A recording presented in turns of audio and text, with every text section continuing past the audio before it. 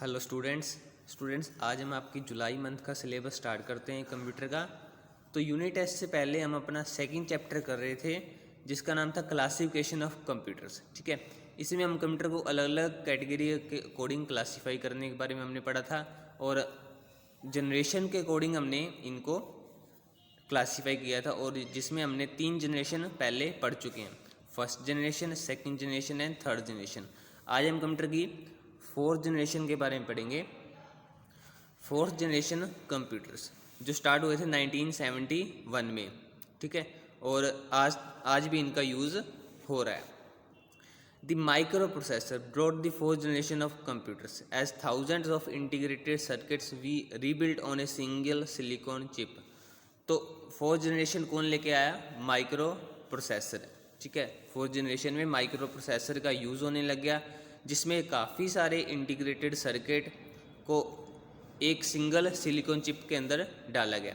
अब third generation में use होते थे इंटीग्रेटेड सर्किट। ठीक है, फिर काफ़ी सारे इंटीग्रेटेड सर्किट को एक सिंगल सिलिकॉन चिप के अंदर डाला गया और जिसको बोलते थे microprocessor. In the word of personal computer the terms microprocessor and CPU are use interchangeably. Computer के वर्ड में जो पर्सनल कंप्यूटर का जो मतलब उसकी टर्म्स देखें तो उसमें माइक्रो प्रोसेसर और CPU सेम मीनिंग है इनका, अलग अलग जगह पे मतलब इनका यूज़ होता है। तो हम CPU भी बोल सकते हैं या माइक्रो प्रोसेसर भी बोल सकते हैं। तो जो माइक्रो प्रोसेसर होता है वो कंट्रोल करता है logic of almost all digital devices from clock, radios to fuel injection system for automobiles. तो जितने भी डिजिटल सिस्टम होते हैं तो माइक्रो प्रोसेसर सारी की सारी वर्किंग को कंट्रोल करता है, चाहे क्लॉक का काम हो या रेडियोस का काम हो, फ्यूल इंजेक्शन का काम हो। तो हर तरह की जो वर्किंग होती है कंप्यूटर सिस्टम में वो सारा कौन संभालता है? Micro processor. तो फोर्थ जनरेशन के फीचर क्या हैं? LSI large scale integration and VLSI very large scale integration technology used. तो इसमें टेक्नोलॉजी कौन सी थी? LSI और VLSI। Development of portable computers हैं। अब fourth generation of computer portable हो गए थे, मतलब उनको हम एक जगह से दूसरी जगह पे लेके जा सकते हैं। Use in virtual reality, multimedia, simulation. Multimedia का यूज़ स्टार्ट हो गया, सिमुलेशन का यूज़ होने लग गया। Computer started in use for data communication. Computer का यूज़ डेटा को ट्रांसफ़र करने के लिए, डेटा कम्युनिकेशन के लिए भी कंप्यूटर का यूज़ होने लग गया। मतलब हम कंप्यूटर को एक कंप्यूटर से दूसरे कंप्यूटर में डेटा को डाल सकते थे। Different types of memories with high speed assessing speed and storage capacity. अब इसमें फोर्थ जनरेशन में जो स्टोरेज कैपेसिटी है वो भी काफ़ी हाई होगी, स्पीड उनकी ज़्यादा होगी, बहुत सारा डेटा हम इसमें स्टोर कर सकते थे। ठीक है, तो अलग अलग टाइप्स की मेमोरी इनमें यूज़ होने लगी। तो ये थे फोर्थ जनरेशन। आ गया फिफ्थ जनरेशन ऑफ कंप्यूटर्स जिनका यूज़ आज भी हो रहा है और उन पे और भी रिसर्च चल रही है। ठीक है, तो फिफ्थ जनरेशन बेसिकली टर्म्स हैं आर्टिफिशियल इंटेलिजेंस की। रोबोटिक्स जो टेक्नोलॉजी होती है वो सारी फिफ्थ जनरेशन में ही आती है। In this generation researches are focus on developing thinking computer और smart computers known as artificial intelligence.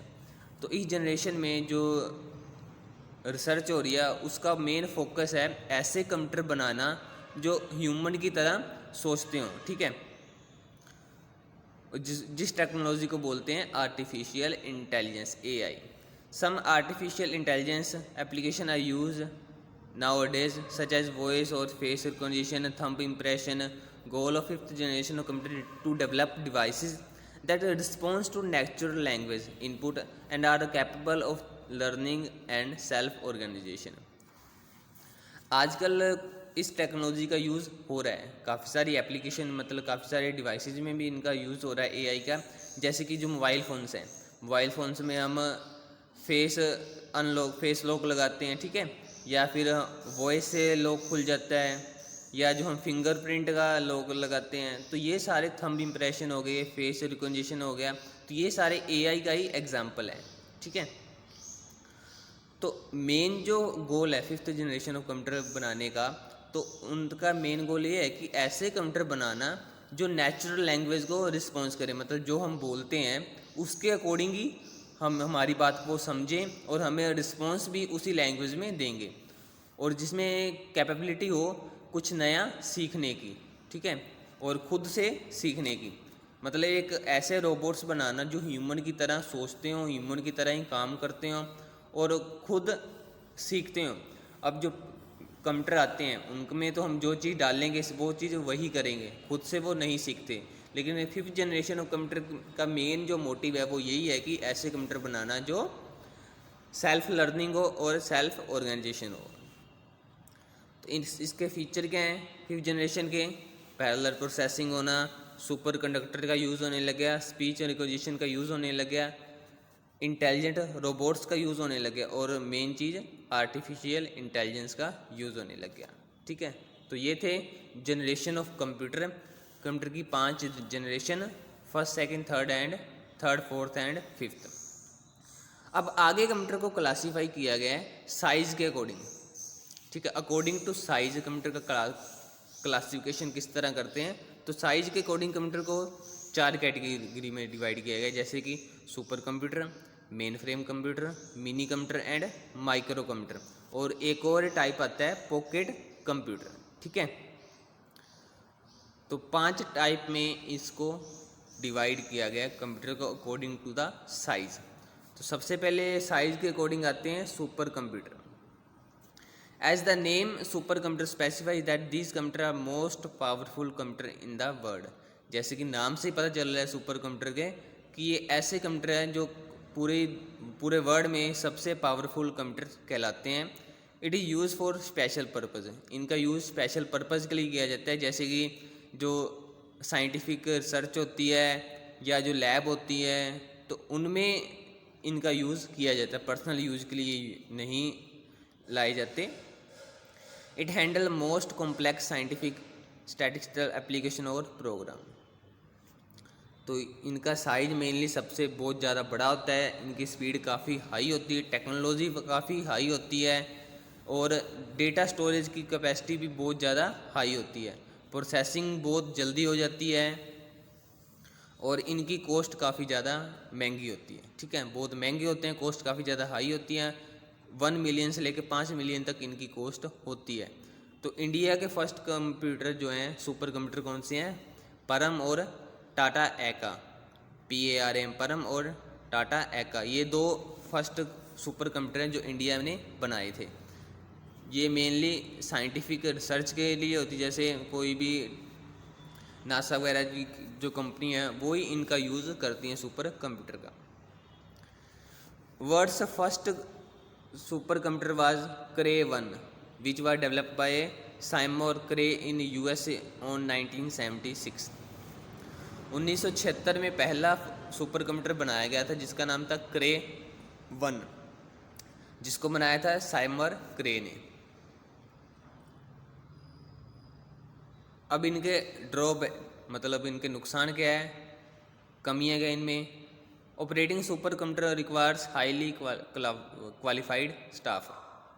Super computer को चलाने के लिए बहुत क्वालिफाइड स्टाफ की ज़रूरत होती है, मतलब एक सिंपल पर्सन इनको नहीं चला सकता है। जैसे आप जो घर में कंप्यूटर चलाते हैं वो चलाना ईजी है, कोई बच्चा भी चला लेगा, लेकिन इन कंप्यूटर को चलाने के लिए बहुत ज़्यादा क्वालिफिकेशन की ज़रूरत होती है, बहुत ज़्यादा सीखने की ज़रूरत होती है पहले, उसी के बाद हम इनको यूज़ कर सकते हैं। Expert were required for such computer engineering. अब इन कंप्यूटर को हैंडल करने के लिए भी, इनके मेंटेनेंस के लिए भी एक्सपर्ट की ज़रूरत पड़ती है। They are sensitive to temperature, humidity, dust. अब ये है टेम्परेचर, ह्यूमिडिटी और डस्ट के सेंसिटिव है, मतलब इनका टेम्परेचर भी कंट्रोल करके रखना पड़ता है, ज़्यादा टेम्परेचर भी नहीं होना चाहिए, ज़्यादा डस्ट भी नहीं होनी चाहिए, ज़्यादा नमी भी नहीं होनी चाहिए। तो इन सभी चीज़ों को पूरा ध्यान में रखना पड़ता है अगर इन कंप्यूटर का यूज़ करना है। Non portability and large size. अब इनको हम एक जगह से दूसरी जगह पे लेके नहीं जा सकते और इनका साइज़ काफ़ी ज़्यादा बड़ा होता है, ठीक है। तो ये थे सुपर कंप्यूटर। आगे है मेन फ्रेम कंप्यूटर। तो मेन फ्रेम कंप्यूटर ये भी काफ़ी पावरफुल होते हैं और इनका साइज भी बहुत बड़ा होता है। It can handle processing of many user eight A time. ये बहुत सारे यूज़र एक टाइम पे हैंडल कर सकता है, मतलब एक साथ काफ़ी सारे यूज़र इनका यूज़ कर सकते हैं। Terminal are use to connect a user to this computer and user submit his task to terminal. अब इन कंप्यूटर में टर्मिनल लगाए जाते हैं जो यूज़र को कनेक्ट करते हैं कंप्यूटर के साथ, और यूज़र अपना टास्क मतलब अपना जो भी काम होता है कंप्यूटर में वो इन्हीं टर्मिनल के हेल्प से ही सबमिट करता है। टर्मिनल क्या है? Terminal is a device which has keyboard and A screen. Terminal की एक डिवाइस है जिसमें एक कीबोर्ड होता है और एक स्क्रीन होती है। By using terminal user input the data into the computer and gets the output through screen. और इन्हीं टर्मिनल का यूज़ करके यूज़र इनपुट देता है कंप्यूटर को और अपनी आउटपुट स्क्रीन पे लेता है। इस तरह के दिखते हैं। इनका यूज़ भी मतलब पर्सनली मतलब घरों में इनका यूज़ नहीं कर सकते। ये मेनली जैसे कि हॉस्पिटल में इनका यूज़ होता है, बड़े बड़े हॉस्पिटल में हो गया, या कोई रिसर्च सेंटर में इनका यूज़ होता है। ठीक है। की फीचर क्या है इनके? सुपर कंप्यूटर से इनका साइज़ थोड़ा छोटा होता है, मेमोरी कैपेसिटी काफ़ी ज़्यादा हाई होती है, अलो नेटवर्किंग अप टू 100 टर्मिनल, मतलब एक टाइम पे 100 लोग इसमें काम कर सकते हैं। Cost varies from 5 to 20 lakhs, और इन कंप्यूटर की कॉस्ट होती है 5 से 20 लाख के बीच में। ठीक है। एग्जाम्पल PDP 370 और IBM 40, ये दो एग्जाम्पल ले रखे इन्होंने मेन फ्रेम कंप्यूटर के। ड्रॉबैक क्या है इनके?